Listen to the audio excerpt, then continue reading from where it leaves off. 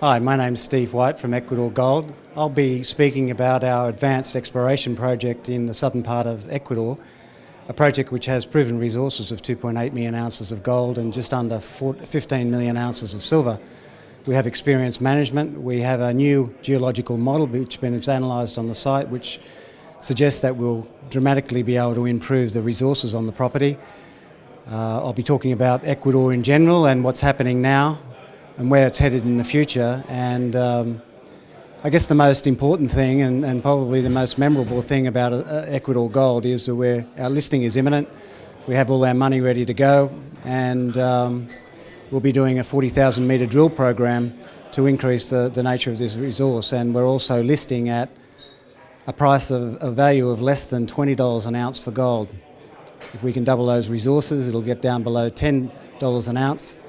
Kinross and our immediate northern border paid $100 an ounce for their project, and the peer group in Ecuador generally at around $40 an ounce. So the opportunity, a potential high value increase short term. We just heard a very interesting presentation here at the Objective Capital Resource Investment Conference from Ecuador Gold.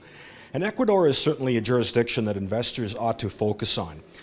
Certainly Ecuador has had some tough times of late. However, they are now emerging as the go-to place with a very brand new mining law and some sensible legislation. But more importantly, focus on the geology of Ecuador. It is prolific.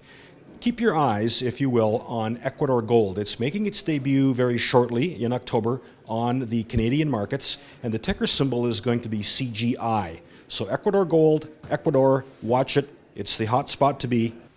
When two American geologists came to us in January 2010, we told them that we weren't interested in the Condor project that they presented, largely because we couldn't raise any money for Ecuador, but we told them to come back if things had changed. The reason was that Ecuador had put a moratorium in place in 2008, and it simply sent everyone running. Ecuador had essentially been an oil and gas country up until then. They'd never had a real mining law in place, even though there was mining happening in the country. And they just said, let's stop everything and we'll fix it. And they didn't realise what that might do to investors at the time. And while Ecuador has a checkered history, I'm going to focus today on where they're at now and where they're headed, and also give you an example of the type of mining opportunities in the country, and specifically related to Ecuador Gold and also some of our neighbours. The good news for us was the two American geologists came back in September of 2010 and said two things.